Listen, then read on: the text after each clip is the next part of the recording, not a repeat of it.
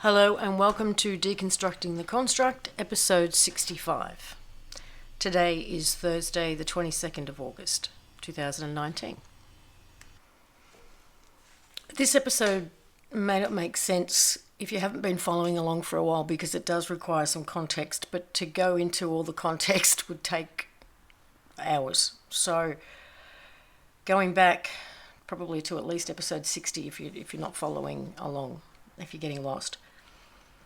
But one of the things I've talked about quite a bit is that over the last few years we seem to be going from event to event to event. There is, in between the events, there is this space of no time. And we create these save points in this game that we can go back to. And we do what looks and feels like, but isn't really, a reset. You know, if you hear, it might be the wind you're hearing, howling in the background. We get to a save point, we play some things out, we realise, no, that's not quite right, so we go back to the save point, or even one before that. So how far back we go has been varying. You know, it's been 3 months, it's been 6 months, it's been 12 months. Right now, I'm being very drawn to this same time period of last year. This August, September, October period. And every time we've gone through one of these run-throughs, we process and experience a lot of the same themes, but at a deeper level, broader. More is exposed, more is seen, more is cleared, more is purged. And it really does bring home the message that we received from home, that we could not have done this back in 2012. When you think about the realizations you've had, the breakthroughs you've had, the purging you've gone through, the breaking down of programs you've gone through, could you have done all that at once in one hit back then? That had we tried, we would have lost too many minds. Because even now, we are seeing many minds cracking, breaking, and people giving in to the programming. So over recent weeks, there have been a number of events, dreams, downloads, visions, all of that in isolation didn't make sense or mean anything. But just in the last few days, something went down that made them all make sense, and was able to see the relationship between them all and what they were telling us. And the first one actually goes back to last year. And I did talk about it on one of the DTCs, but I couldn't tell you when. And it was during working with a friend doing some healing work and seeing like a cardboard cutout of him sort of pop out. And identifying it with the word ego. And that it wasn't really a part of him. Not the real him, the true him. That it was an insert, an overlay from and of the construct that somehow gets inserted or attached to us on entry. And again, take that in isolation. It doesn't tell us too much until what's been going on the last few weeks. So bear that in mind while I try and explain what I'm about to explain. And I've created some graphics in order to try and help me do this. Okay, so for me, this is us. This is the real us with what I call the real core heart. And that core heart has its own intelligence, and it feels and knows. It's not a separation between heart and mind and the two are connected. It is one energy source, the core heart, the core intelligent heart, and it feels. But overlaid over that is this construct version of us. And it's got all this stuff that we talk about embedded in it. It is the virus itself. It's what we call the ego.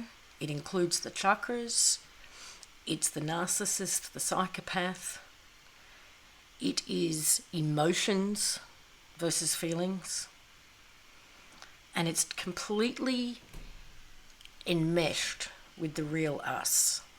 So before I actually do start going into the process itself that I believe we're going into, I just want to elaborate a little bit more on the chakras. I have spoken about them before, but if that's new to you, I just want to explain what the chakras are to me.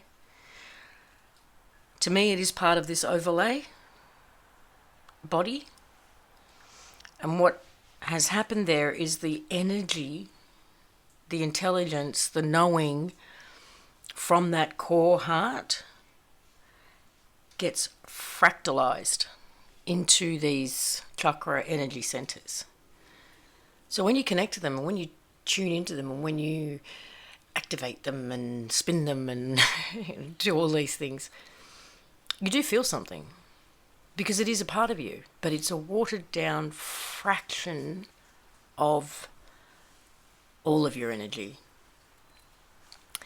And those chakras can be manipulated from the outside, along with your emotions and the mind.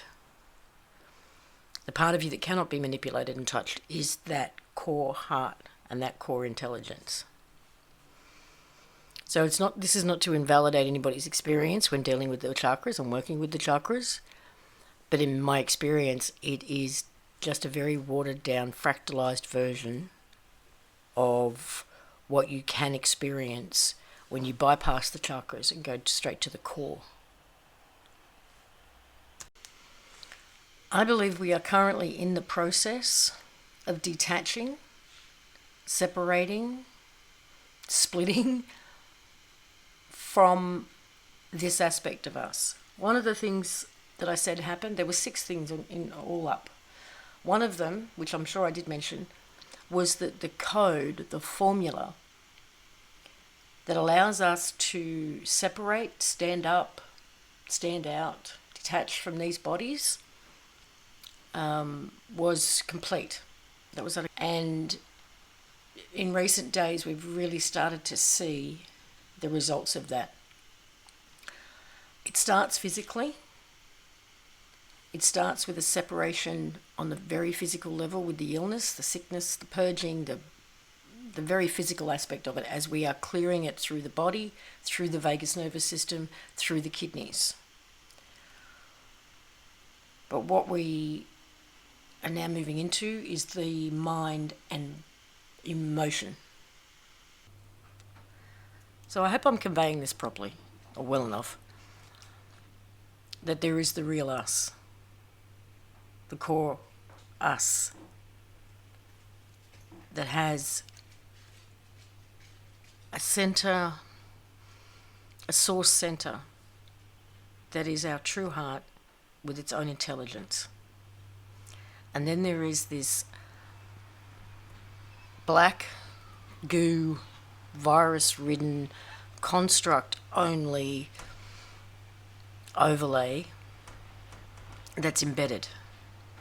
And we are literally, physically, mentally, and emotionally, on a code level, on every level, separating from it. And in the process, that is part of the process of stepping out of the bodies, of and maybe that's what that was always meant, was stepping out of that body. And separating from the construct itself. We leave that part behind. Now, this is not an easy process to go through, because this aspect is probably what many people have called over the years the shadow self.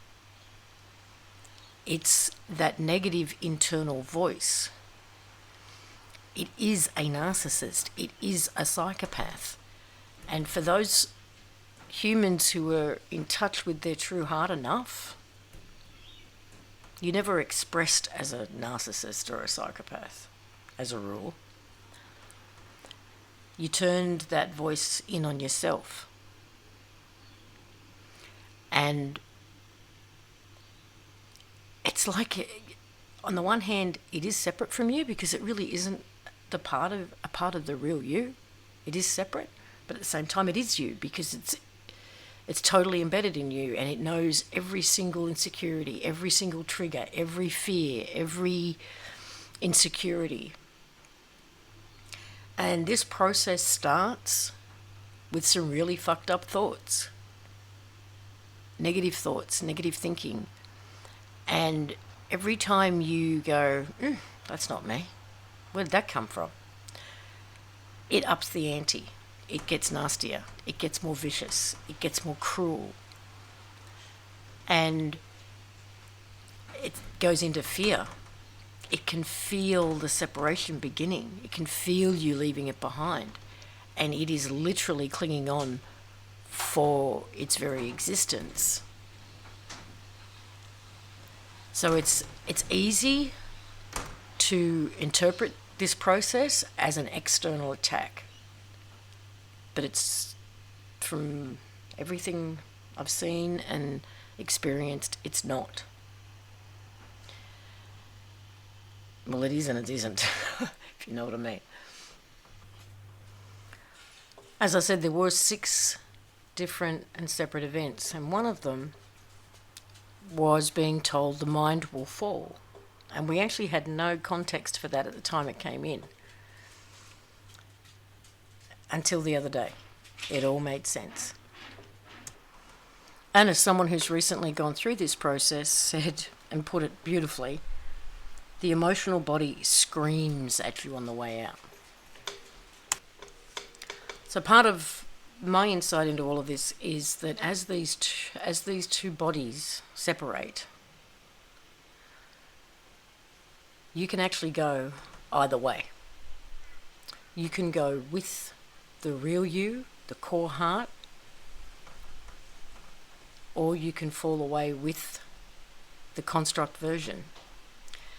And what do I mean by that?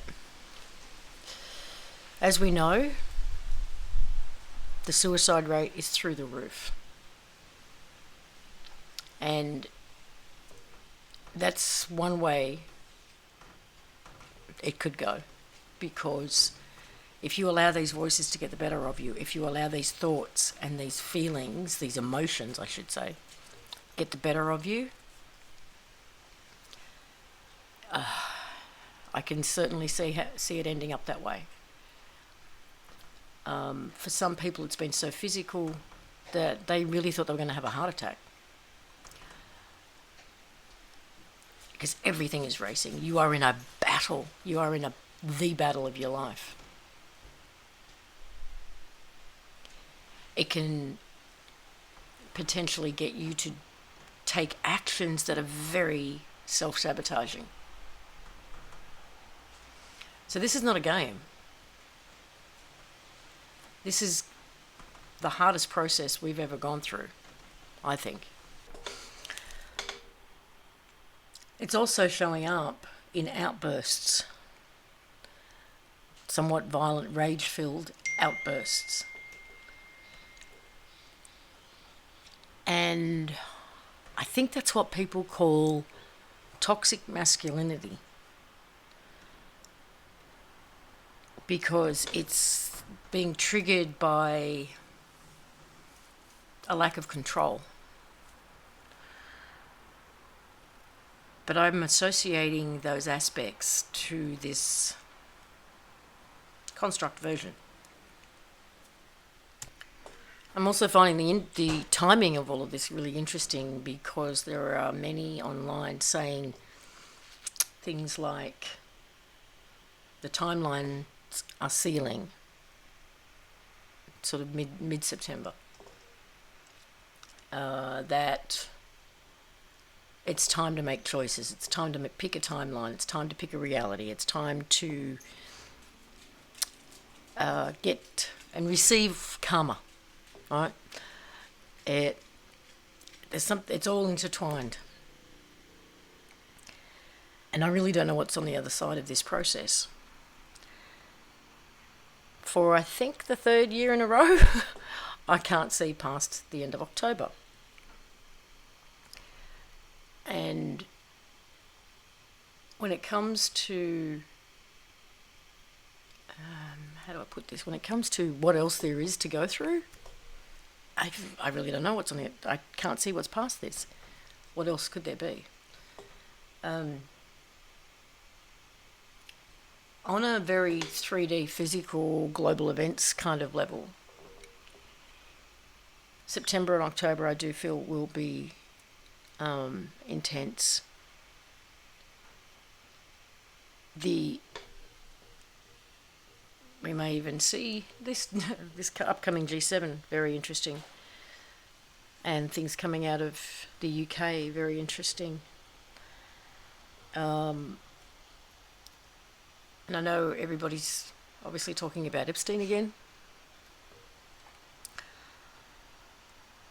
The announcement of his death is tied into this. I'm not sure how, because he doesn't actually feel dead to me. But there is something about what he represents. He represents that dark aspect. And the announcement of his death, is it the announcement of this, what I'm talking about? Is it the announcement of this, the death of this dark aspect? Because without us it does die, once we separate from it. And I have to say that on the other side of this process, even though for those who have really experienced it quite deeply, they're still in the other side of it. You know, it's you do end up battered and bruised and beaten up and raw and sore, and it takes a while to come out the other side. But so those who are in that process, I've seen some beautiful changes. The things that would trigger someone no longer have any sting. They're more relaxed. There's a calmness, there's an inner peace, there's a clarity of thought. The before and after is quite marked. As you know, for many years now I've been saying this is an individual inside job, and every time we go through one of these cycles, every time we get here, that becomes more and more apparent. And never so more than now. Because this is incredibly individual. It's based on your pain, your fears, your life experience, your insecurities. And you will find that self-talk knows exactly where to trigger you, exactly where the sore spots are, exactly where to hurt. It goes for the heart. One of its objectives is to cause division, is to get you to think and feel negatively, even furiously, about the people you love the most, the situations and people that you are the safest in. It's trying to shatter everything so that you have nothing left but it to comfort you, to turn to reassure you when it's all over. Some examples of how this self-talk operates is to get you to believe that no one really does love you after all. You're not appreciated. You're not really seen. What's the point? No one cares. You could disappear and no one would notice. You don't matter. Your life doesn't matter. Which is why I said earlier that I can see this ending in the worst possible scenario for some people. It'll tell you that you're not loved, you're just useful as long as you're useful. This can express itself in many, many ways.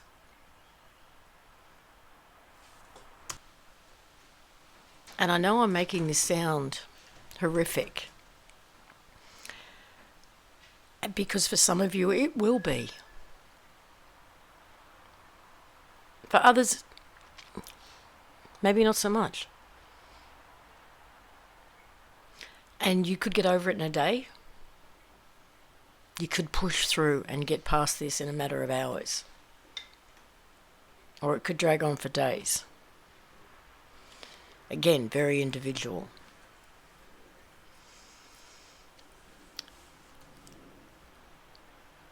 And there's no real words of advice on getting through it, other than what I've already shared. Maybe just knowing that it is a process will help. Knowing that the more you recognize it, the more you go, you know what, you are not me, and you are not winning. You are not going to beat me. You're not going to get me to do or think or feel that. Will help. And maybe knowing that every time you do that, it's going to get nastier will help.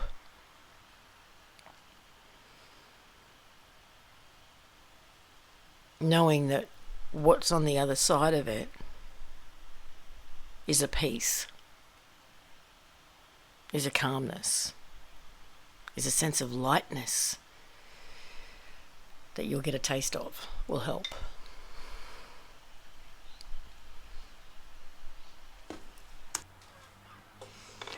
One more thing, if you recognize that someone you know and love may be already in the midst of this process, or you see them start to go through this process, hopefully this will give you the tools to help them, reassure them of what's happening and what's on the other side of it, that they can get through it. And remember to not take it personally, because the thoughts and the feeling, the emotions, I should say, running through them can be vicious and cruel. And they could lash out. But it's not about you. This one's not about you. It's not even about them, really. It's about this thing that we need to shed. Please don't interpret this as fear-mongering, because that's not what this is. It's a word of warning for what I do believe is a necessary process in this whole deconstruction. I'm hoping that just by knowing you're not alone will help. Knowing what is potentially to come will help.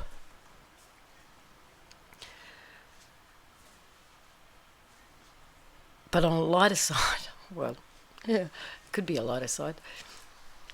Fast and furious.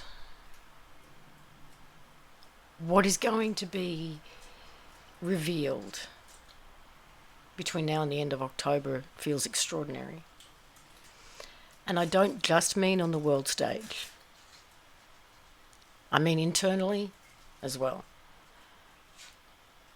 And within relationships, within all kinds of things, and also some amazing stuff about your own gifts, your own internal, what did we used to call it way back when? iTech, coming online. it's a wild ride. So there's lots of great stuff happening too. So just know you're not alone. Know that collectively we are doing this, even as individual and as isolating as it feels. And I will see you on the other side. Talk soon. Bye for now.